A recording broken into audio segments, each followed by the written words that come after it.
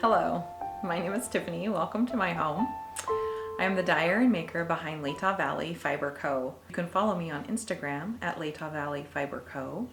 You can find my shop online at latahvalleyfiberco.etsy.com.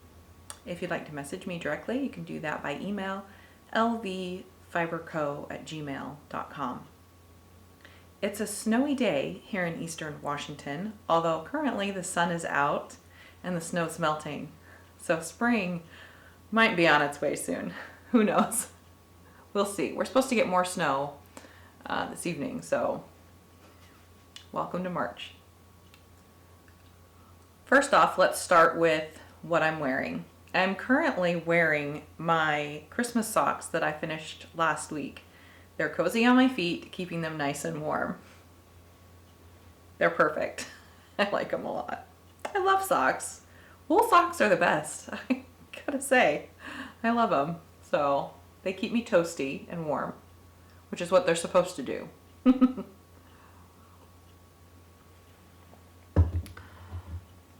Today I'm drinking coffee in my mug that says pause.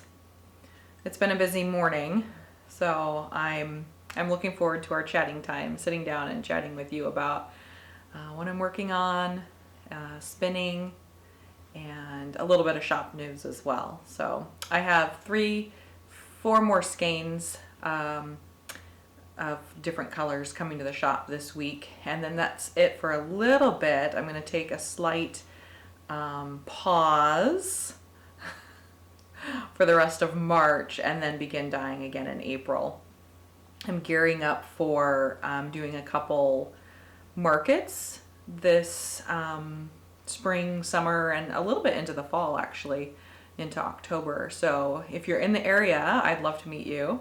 I'm going to be going to Deer Park, Washington, and do the market there. It's the first Saturday of the month, all day, and it starts in May. So that's coming up, and I'll be dyeing heavily to get prepared for that. So hope to see you there. All right, let's get started with some shop news. I have 2 different bases coming to the shop this week. The first base is my my sock yarn, which is 75% merino, 25% nylon, recycled nylon. It's this beautiful purple. This I dyed with sapin wood, and I didn't shift it this time to gray because I have plenty of gray in the shop right now, so I felt like I needed a little bit of purple. Although I say that and I'm realizing that I put two purple batches in the shop last week, so apparently purple is it. I could have done this. So with the sapin wood, I actually dyed 2 different bases in the same pot. They took the dye together equally, and I found that interesting because this one, I don't know if you can see this halo, this is a single ply organic, 100% organic merino.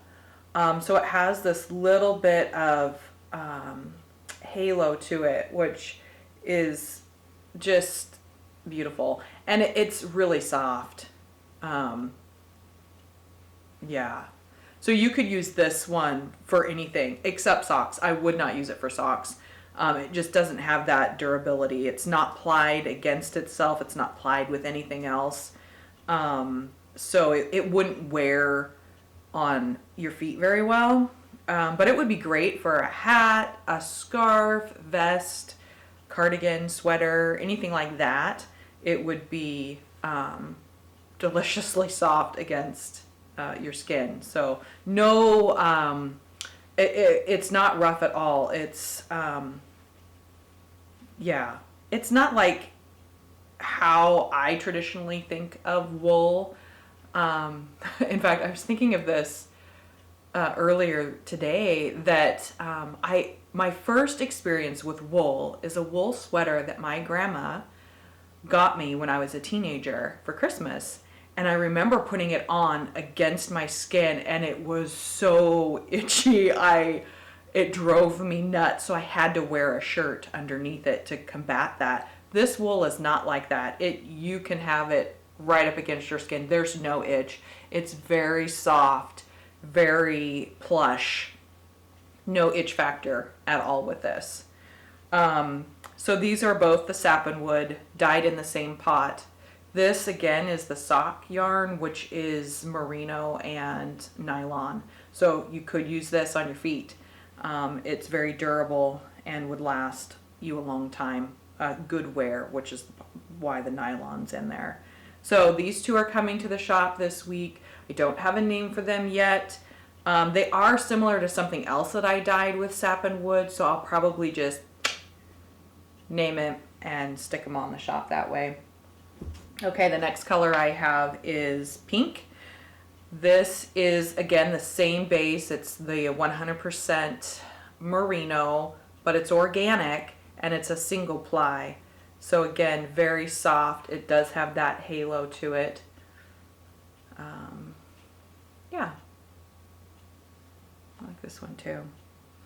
Oh, I was gonna say I have 5 skeins of this, 5 skeins of this purple sappanwood, and then the sock yarn I have 4 skeins of this.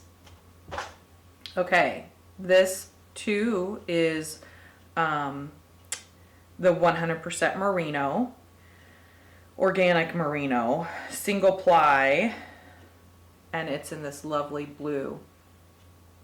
So this was dyed with Saxon blue extract in the liquid form, and it's a beautiful, beautiful blue.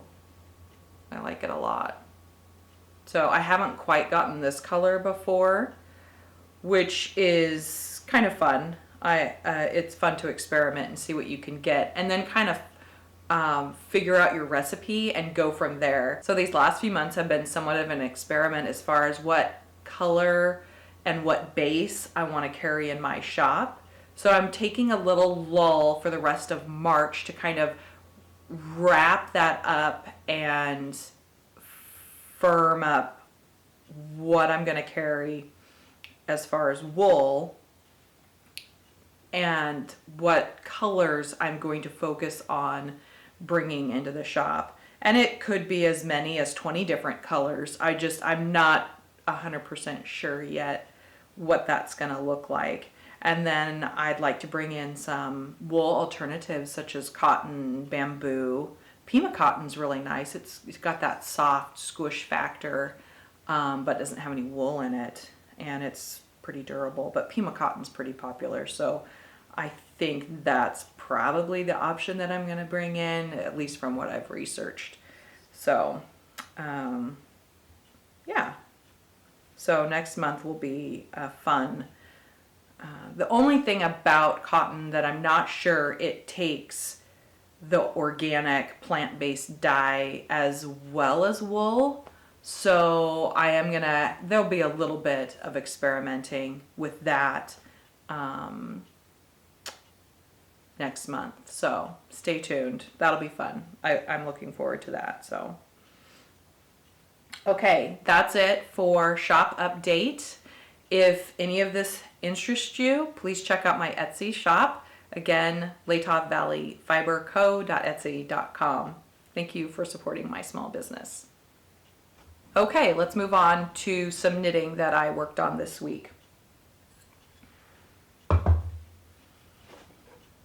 I showed you this last week, and this is how far I've gotten on it. Again, these are DPNs. This is how I typically knit, although I've been knitting quite a bit of socks lately, so I have some on circular needles as well. So basically I have the toe, and again this yarn, and I haven't cast on this. I usually do, okay, let me stop. I usually do, if I'm going to do it DPNs, I will do 2 at a time. I cast on both toes, and then I'll knit an inch or so, and then flip over and do the other DPN set, so that I'm done at the same time, basically, with both. So I have yet to cast on the second toe. The yarn I'm using was part of that dyeing experiment where I dyed in a cake to see if I could get a gradient. So this is what I have. I am pulling this one from the center, and this is what I'm getting. So there is brown and white in there, cream, brown and cream in there. And it is doing an interesting color. This yarn has stellina in it, so there's a bit of bling in there as well. So I did cast these on. I'm pretty sure these are going to be a gift. At least that's the plan now. Since I just knit myself some socks, I'm going to do gift socks with this for a lady. And this is fingering weight yarn. So really good to fit into some boots or shoes.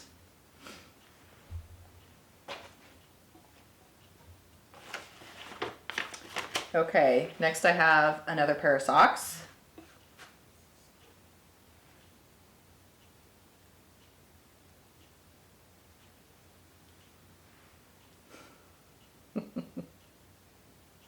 I know, these are funny. I actually, after a bit, I put my yarn ball into the toe of the sock. It kind of keeps it, you know, from getting all tangled. So I have one for each. These socks I am knitting on circular needles. So it's 2 at a time. I knit the front of both, and then I turn it and come around and knit the back of both, and then just keep going around and around. This marker helps me to know that this is the front of the sock. Although what I'm doing with these socks, I don't know if you can see that. These are DK weight socks. They can tend to be, at least what I've found for myself, is to be a little loose. So I knit, and you probably can't see that very well. I knit a rib on the bottom of the foot, between the toe and the heel. I knit this ribbing, and it kind of pulls in the fabric a little bit. Now you go to put your foot in, and it'll stretch out and accommodate how it needs to, but it also kind of pulls in a little bit if you have a little bit of extra fabric. So I do that actually almost all the time now, even on my fingering weight socks. So these are a gift. And I started them this week. So again, the same idea is that I made a cake and then dyed it that way. Now, I did separate the yarn into 2 different cakes so that the yarn would not tangle as easily.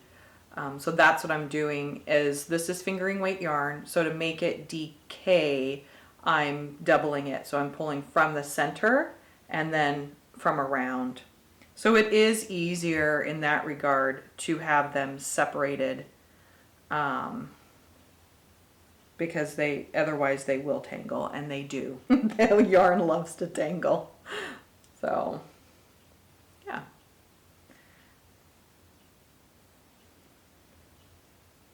I am pretty happy with how it is dyeing the yarn in a cake form. I am happy with the effect. It does a gradient effect, and so I'll probably use that technique in the future, and maybe next time I'll record it. I think the first time I did it, I was just, you're not real sure how something's going to turn out. And so, yeah. Anyway, now that I know that it works, for the most part, I could film it and be like, oh, hey, here you go. So, yep. So those are another pair of socks. And these are for a gentleman. So they're super big because men have big feet. Most men do. Okay, so the final knitting. I talked about last week wanting to cast on for a vest or a sweater. I didn't get to the sweater. And mostly because I haven't decided on the yarn. Yarn is kind of an important thing. You know, what you're gonna, for the end result of the fabric that you want and that kind of thing. So I did, however, cast on for the vest. Now this is a free pattern on from Drops Design, and it's called the Pink Salt Vest. Here's a picture. It's very bulky. In fact, this uses bulky yarn, or, well, Aran weight. It uses Aran weight yarn and a silk yarn. Something like mohair is kind of the effect. Now, I tried that with what I had, which is this bright purple, neon-y looking, and I didn't like it with the yarn. So I'm having to modify. I'm going to just do it with what I have, which is this bulky weight yarn. I am knitting the medium size, and the one thing about the Drops Design patterns is they do assume a lot. They assume that you're an experienced knitter, and that's great, but I feel like it's also helpful to have some of the basic information in there in case not experienced knitters are knitting your patterns, because I'm pretty experienced and I still had to, you know, it took me a bit to understand, you know, a couple of the things that they don't actually tell you what size yarn to use. They recommend their yarn, and if you go to their website, it tells you, okay, so like it says materials here, it says Drops Air and Drops Brushed Alpaca Silk. So if you go to their website, it says on there what that size is, what the weight of the yarn is, but it doesn't tell you that on the pattern. So the goal is that you would use their yarn and support them that way, since the patterns are free, which is great. Most patterns are not free. You do have to pay for them. So if you're using a free pattern, it is nice to support the designer and buy their yarn. I just happen to have this on hand, which I've been wanting to use, and this seemed like an appropriate pattern to use it on. So that's what I'm gonna do. Okay, so this was dyed with indigo, and this was when I was learning how to dye. I spun this. This is Romney. So I spun it and then I dyed it. And the issue I am having with it is that it bleeds blue onto my hands as I'm knitting. And now, if you buy a pair of new jeans at the store, you will find that some of that indigo from the jeans rubs onto your skin. Same concept here is that I'm hoping over time it will no longer do that. So this is what I have so far. Now this pattern is knit in pieces, so which I've never done before. I've always just knit everything together. So when you knit in pieces, you knit the front, you knit the back, you knit the sleeves and then you piece it together and Kitchener it probably, although I don't know, maybe mattress stitch it together. So I'm excited to learn something new, piecing my, and the idea behind piecing your garment together is that it would have more strength, more durability, it would more structure, it would be longer lasting. So that's kind of the idea. This is the back of the neck, and I'm currently increasing still for the short rows along the back, and then once I've knit this piece and the front piece, you pick up stitches and you knit the collar. I don't know that you can see this because it's pretty light, but it's got a really bulky collar right here, which you knit after you've knit the front and back and pieced them together, sewed them together. So that's where I'm at with this one. It's really pretty. I don't know that I'm 100% doing it right. Like my increases along the edge are not the same. So I have debated, like, okay, maybe I need to pull this out and restart it. But does it look that bad? Not really. I mean, nobody but me is going to notice that. And you, because I've told you. But yeah, there you go. So that's currently what I'm working on. Knitting wise is the socks and then this vest. The pink salt vest by Drops Design.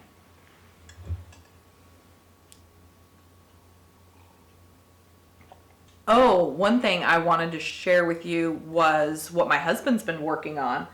So John has taken up knitting socks. So he's started his first ever pair, and he's doing very well. He's just needed a little guidance here and there, but overall he's gone gangbusters. So this is his first sock, and he is working on the second of this pair. He's to about here on it. So he'll be done probably this weekend. He'll have a pair of socks that he knit himself. So he's really, really excited about that. Again, this yarn was dyed in that similar manner where I caked it and then put it in the dye pot to hopefully get a gradient. And you can see that more effectively with this one versus the one with just the toe. It's darker on this end and fades up to this lighter at the top. So this is DK weight yarn. And I'm not sure of the toe that he did. I recommended one and it was a little too complicated, so he watched a video on YouTube.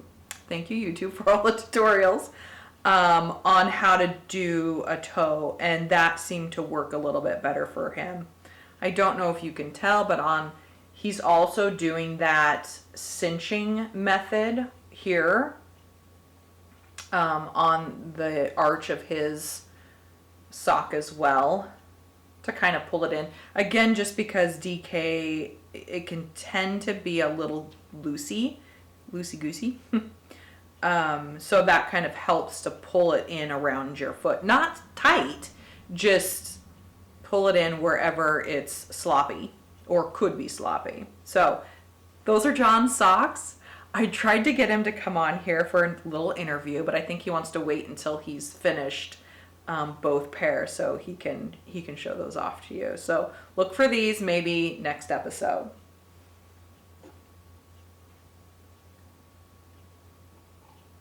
Okay, let's move on to spinning. I did accomplish 2 different spins this week.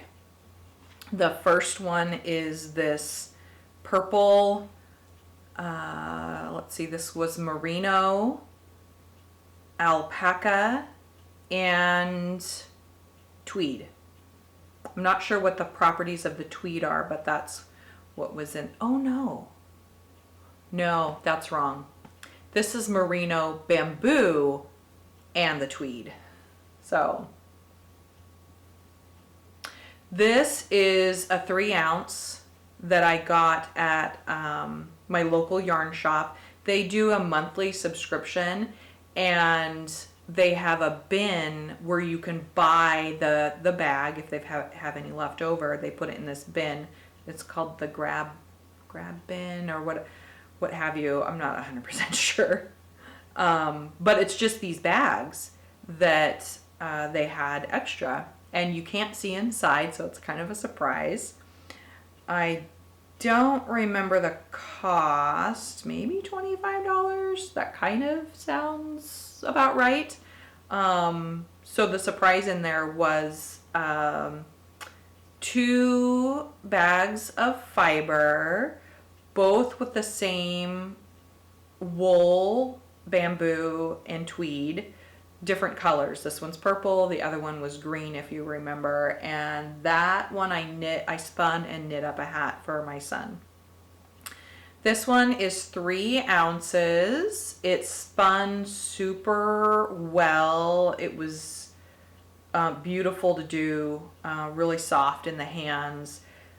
I had some trouble with the green. The tweedy bits were clumped kind of together, and when I was drafting, I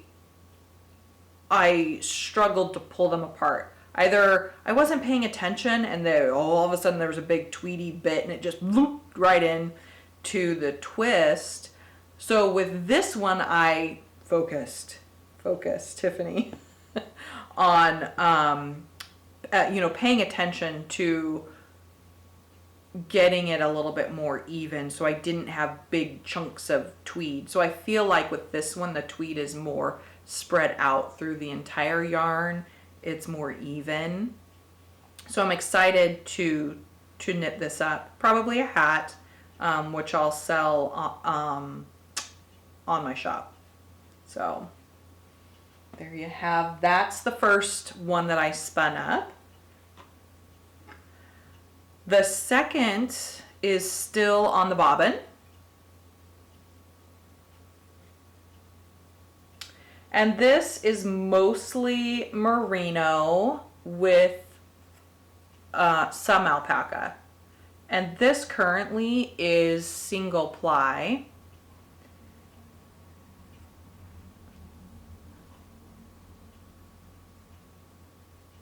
So this would be similar to what I have in my shop. This here. This is single ply. This is single ply. Now, I'm not planning to keep this single ply. I'm planning to ply it back on itself. Probably, I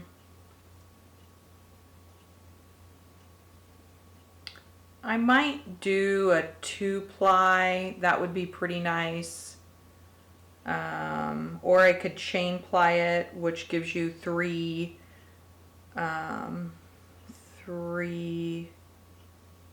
going. It's pretty tough though.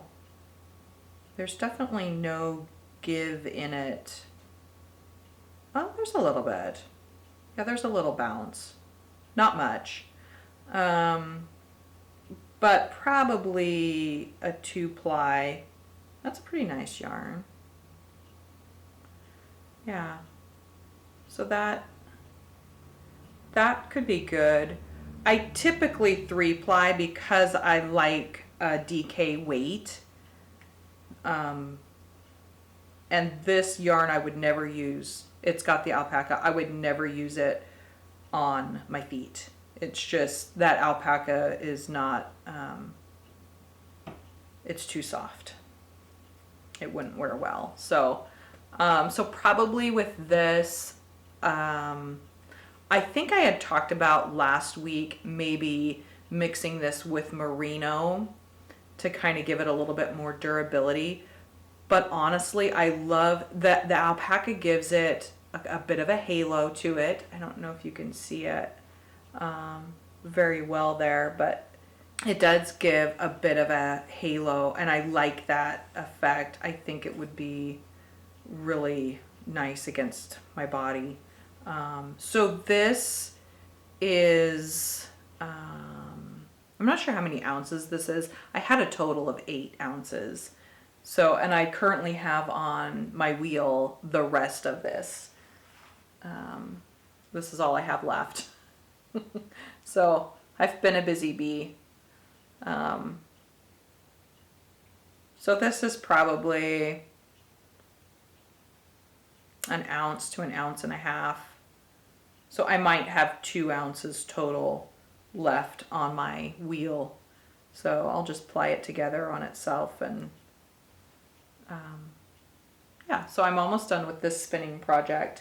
I do have some baby alpaca. I thought it was merino, and turns out it was baby alpaca. So I didn't want to mix the baby alpaca with this. It would have been too soft. And I had talked last week or the week before about my ramble shawl, which is 100% alpaca, and how drapey and slippery it is. So I wanted something with a little bit more structure, and I feel like the merino would do that for this project. So I didn't want to add more alpaca. So, yeah. So next week I'll have this one to show you plied. And in fact, I might follow me on Instagram. I'm going to do a video showing how I chain ply it together. So that's always fun to do. That's all I have on spinning and knitting. So let's talk about what I'd like to do for next week. I will be knitting on those socks, so I may have finished objects to show you next week on those. I'm going to get further on my vest. So I probably won't pick up anything else to do. I tend to be the type of person, I like the process of knitting. I don't tend to have a whole lot of different things on the needles. I have a pair of socks and then one other project, be it a cardigan, a sweater, or a scarf, something like that. So I have the 2 projects, and that's usually it. Now, this week is a little different. I have a little bit more going on because I have some work knitting that I'm also doing. So I probably won't cast on the Go Lightly sweater yet. The Go Lightly sweater is from Knitty McPurley. She's here on YouTube if you want to follow her as well. And it's some dream knitting. I love the poof sleeves. So I really, I will be knitting that one soon as I figure out what yarn.